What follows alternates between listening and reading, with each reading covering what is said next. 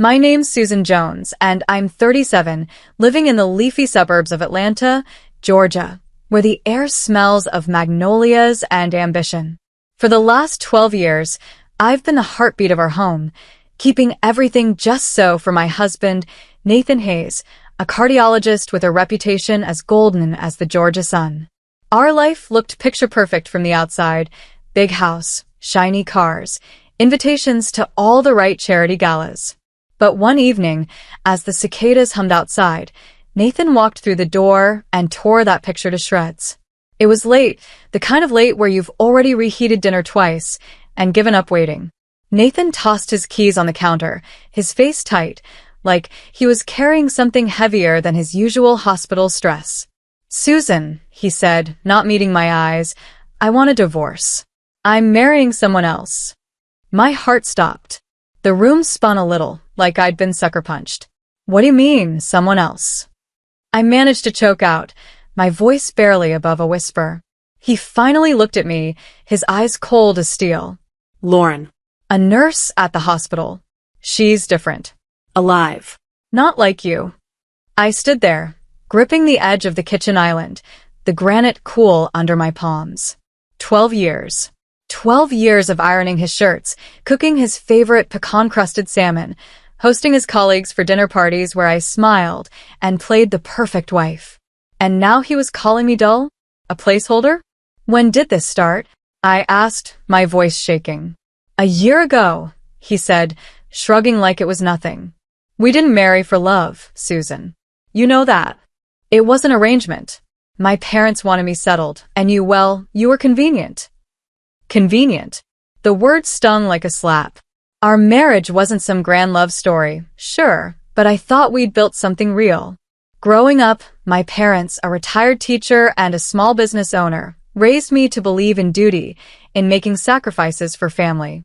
When they introduced me to Nathan, a rising star from a wealthy Atlanta family, I saw a chance to make them proud. I'd been a graphic designer, freelancing and dreaming of my own studio, but I gave it up to be the wife Nathan's family expected. We shared a last name, Jones, which felt like fate at the time, a silly detail that made our rushed engagement seem meant to be. We barely knew each other, but I poured myself into our life, thinking loyalty would be enough. "How could you do this?"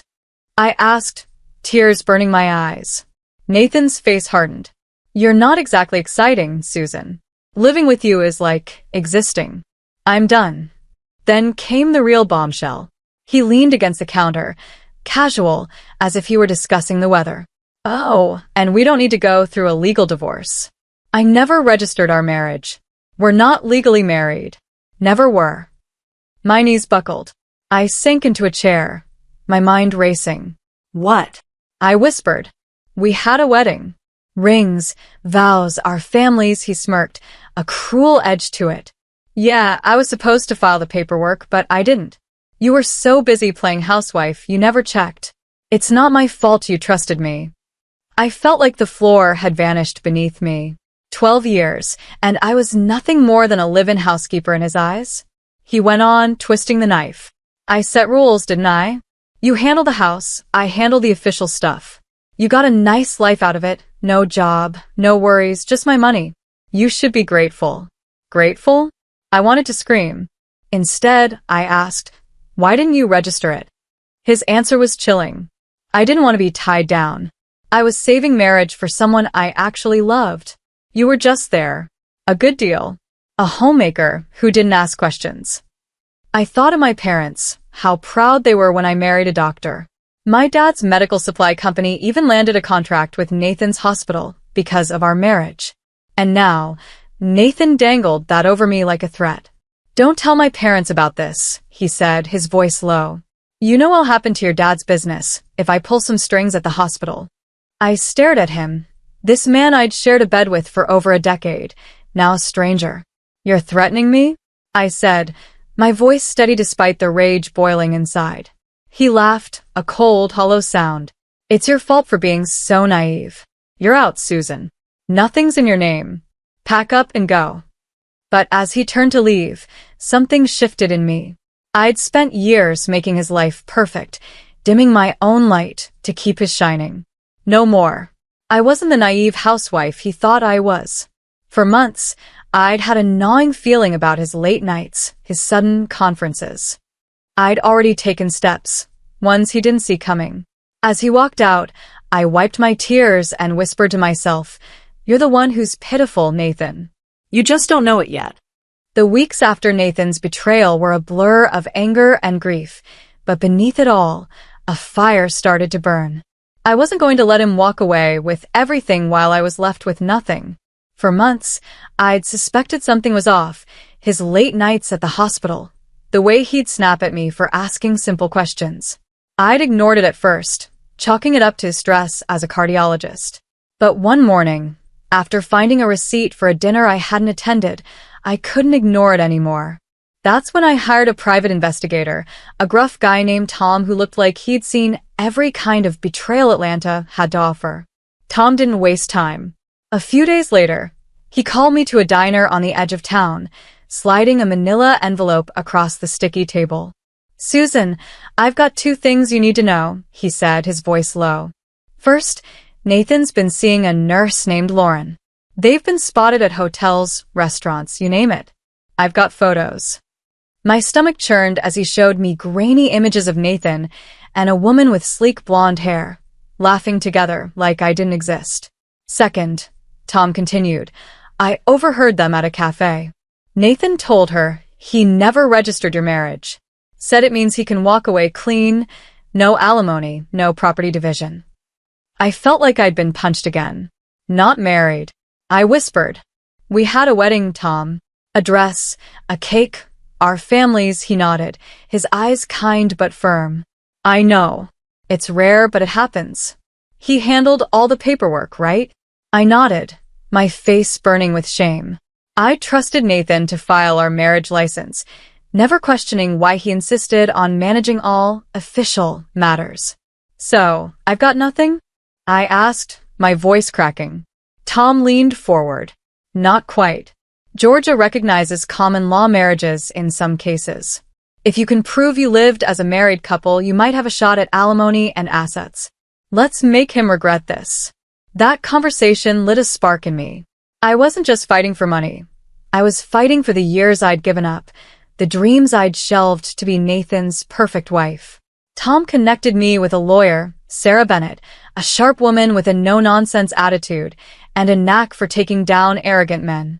Sarah explained that Georgia's common law marriage laws could work in my favor if I met 2 criteria: mutual intent to be married and living as a married couple for a significant time. "You had a wedding, right?" she asked.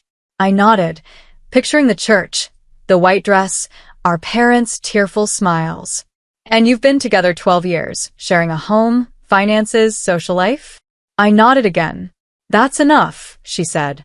"We'll need evidence, photos, joint accounts, anything showing you were seen as a couple." I spent weeks gathering proof. I dug through old photo albums, finding pictures of us at Nathan's hospital galas, our hands intertwined, smiling for the camera. I pulled bank statements showing our shared mortgage, utility bills, even Christmas cards addressed to Dr. and Mrs. Hayes. Each piece felt like a brick in the wall I was building to protect myself. But it wasn't just about the law. I was rediscovering parts of myself I'd buried. Late at night, when the house was quiet, I started taking online graphic design courses, rekindling the passion I'd abandoned. The glow of my laptop felt like a lifeline, a reminder I was more than Nathan's housekeeper. The hardest part was keeping it all secret. Nathan thought I was broken, moping around the house while he planned his new life with Lauren. He'd come home, barely acknowledging me, talking loudly on the phone about his future. I played along, keeping my head down, but inside I was plotting. I imagined the look on his face when he realized I wasn't the helpless woman he thought. Every time I felt like giving up, I'd picture my parents' pride when I married Nathan and how crushed they'd be if they knew the truth. I wasn't just fighting for me. I was fighting for them, for the life we'd all believed in. One evening, as I sorted through old emails for more evidence, I found a message from Nathan's mother, sent years ago after our wedding. "Susan, you're the daughter we always wanted," it read. "Thank you for making Nathan's life complete." Tears stung my eyes. His parents had no idea what he'd done. I knew telling them would break their hearts, but it would also break Nathan's smug confidence. I wasn't ready to confront him yet, but I was close. The pieces were falling into place, and soon, I'd show him that betraying me was the biggest mistake of his life. The day I decided to confront Nathan, my heart was pounding like a drum, but my resolve was iron. I'd spent weeks preparing, and I was done playing the quiet housewife. It was a humid Atlanta evening, the kind where the air clings to your skin. Nathan came home, tossing his jacket over the couch like nothing was wrong. I stood in the living room, arms crossed, the folder of evidence tucked under my arm. "We need to talk," I said, my voice steady despite the storm inside me. He raised an eyebrow, smirking. "What now, Susan? Ready to pack?" I took a deep breath and let it rip. "I know about Lauren. I know you've been sneaking around with her for a year. And I know you never registered our marriage." His smirk vanished, his face paling like he'd seen a ghost. "What, how?" he stammered. I held up the folder, photos and documents spilling out. "I hired a private investigator. I've got proof of your affair, Nathan. And I know we're not legally married. But here's the thing you didn't count on. Georgia recognizes common law marriages. I can claim alimony and half our assets. You thought you could leave me with nothing? You're wrong." Nathan's eyes widened, then narrowed. "You're bluffing. You're just a homemaker. You don't have the guts or the brains for this." His words stung, but I was ready. "Oh, I've got both," I said, stepping closer. "We had a wedding, Nathan. Our parents, friends, everyone saw us as married. We've shared a home, a bank account, a life for 12 years. That's enough for a common law claim. I've already got a lawyer, and she's ready to bury you." He laughed, but it was forced, shaky. "You think you can scare me? Go ahead, try. You'll just make a fool of yourself." That's when I made the call. I pulled out my phone and dialed his parents, then mine, putting them on speaker. "Mr. and Mrs. Hayes, Mom. Dad, I need you to come over. There's something you need to know." Nathan's face went from pale to ashen. "What are you doing?" he hissed. "You can't tell them." I ignored him, my heart racing but my voice calm. "They deserve the truth. You've lied to all of us for too long." An hour later, our living room was a battlefield. Nathan's parents, his father a stern ex-surgeon and his mother a Southern belle with a steel spine, sat on one side of the couch. My parents, looking heartbroken but furious, sat on the system, the other. Nathan's father glared at him, his voice low and sharp. "Is it true, Nathan? You didn't register the marriage?" Nathan's head hung low. "It's true," he muttered. "I didn't want to be tied down. I was forced into it." "Forced?" his mother snapped, her eyes blazing. "We wanted you to settle down, but you lied to Susan, to us, for 12 years?" My dad's face was red with anger. "You used my daughter as a housekeeper, threatened her father's business, and now you're running off with some nurse?" Nathan's eyes darted to me, pleading, but I felt no pity. "You made your choice," I said coldly. My mother spoke up, her voice trembling with emotion. "We trusted you with our daughter, Nathan. We thought you'd build a life together. But you deceived her, kept her in a sham marriage, and now you're threatening us?" Nathan's father grabbed his arm. "You threatened her family's business? Have you lost your mind?" Nathan yanked free, his voice rising. "You don't get it. I didn't love her. I only married her because you wouldn't stop pushing me." The room fell silent. Then my father stood, his voice like thunder. "You don't get to play the victim here. You had a choice, and you chose to deceive my daughter for over a decade." Nathan's mother turned to me, tears in her eyes. "Susan, we had no idea. We're so sorry." I nodded, my throat tight. "It's not your fault. But I'm done letting him control me." Nathan's bravado crumbled. "Susan, please, don't tell anyone else." "My career." I cut him off. "Your career's already in trouble. Lauren's been talking and the hospital's buzzing. You think you can threaten me and walk away? Think again."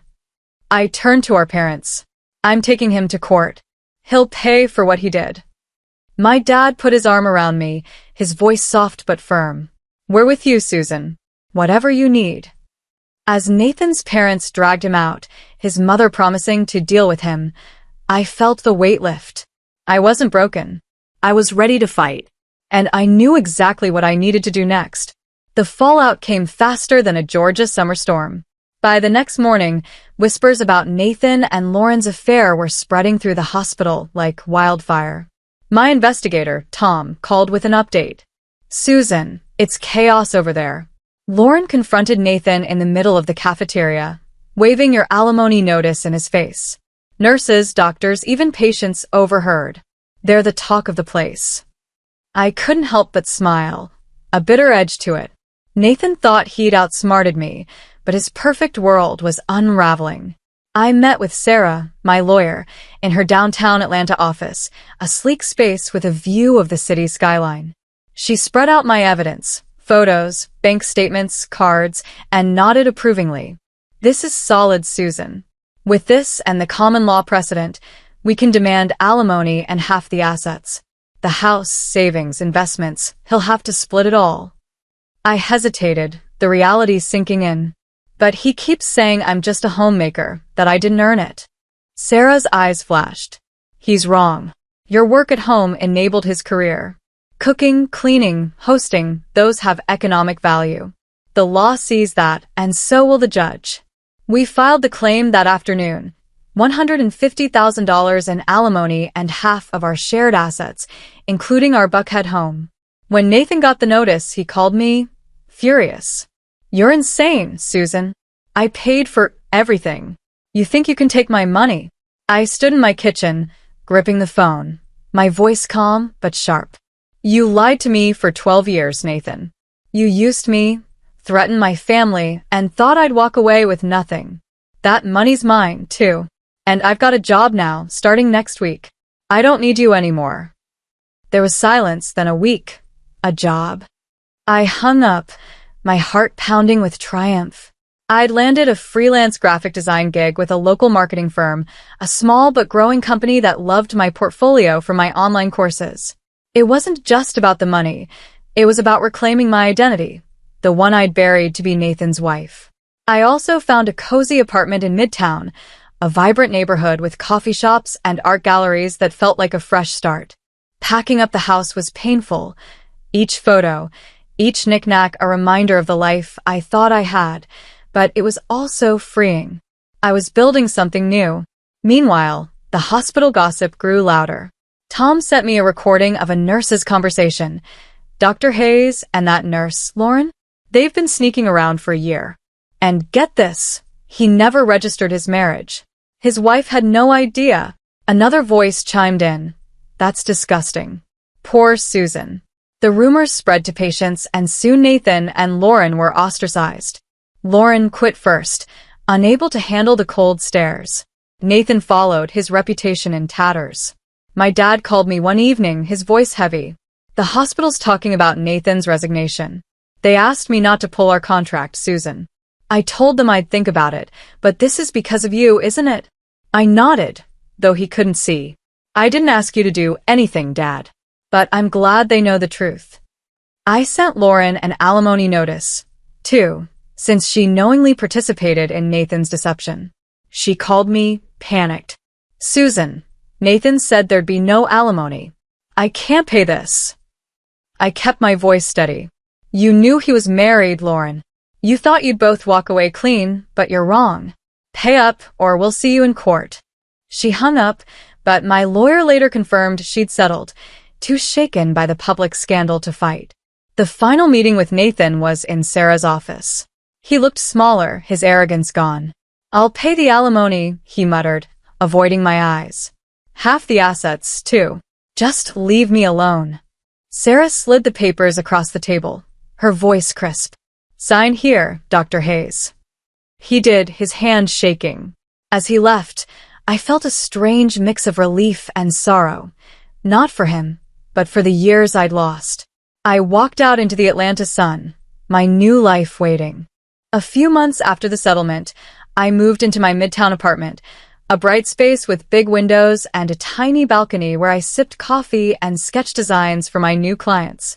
My freelance graphic design business was picking up, and for the first time in years, I felt like Susan Jones again, not Dr. Hayes' wife, but me. I started going to art galleries, meeting new people, and one day at a local design meetup, I met David, an architect with warm brown eyes and a laugh that made my heart skip. He listened to my story, not with pity, but with admiration. "You're a fighter," he said one evening over dinner. Most people would have crumbled. I blushed, but his words stayed with me. David and I grew close, and one quiet morning, we walked into the Fulton County Courthouse together to register our marriage. I told him everything about Nathan, and he insisted we file the paperwork side by side. "No secrets," he said, squeezing my hand.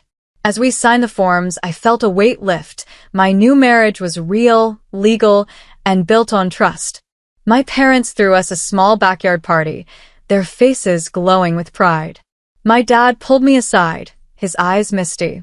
"You're happy, aren't you?" I nodded, hugging him tight. "Happier than ever, Dad." About a year later, my phone buzzed with an unknown number. It was Nathan. "Heard you got remarried," he said, his voice bitter. "Guess you moved on fast." I stood on my balcony, the Atlanta skyline sparkling in the distance. "Yeah, Nathan, I did. To a man who doesn't lie about marriage licenses. You told me I'd be nothing without you. But look at me now. I've got my own business, a home, a real marriage." He laughed, but it was hollow. "Bet you didn't register it. You're too naive for that." I smiled, unshaken. "We did it together. And honestly, Nathan, I feel sorry for you. You'll never find happiness if you keep hurting people." I hung up, my heart light. I didn't care what kind of life he was living. I was free. My new life wasn't perfect. There were late nights working on designs, moments of doubt when I remembered Nathan's betrayal, but every step felt like mine. I'd taken my pain and turned it into strength, and that was enough. David and I built a home filled with laughter, sketches pinned to the walls, and plans for a future I couldn't wait to live. To everyone who's followed this journey, thank you. You've walked with me through betrayal, battles, and a hard-won victory. If my story stirred something in you, hit that subscribe button and join me. Every scar tells a story of survival, every choice a chance for a new beginning. Keep fighting for your truth, and I'll meet you on the other side.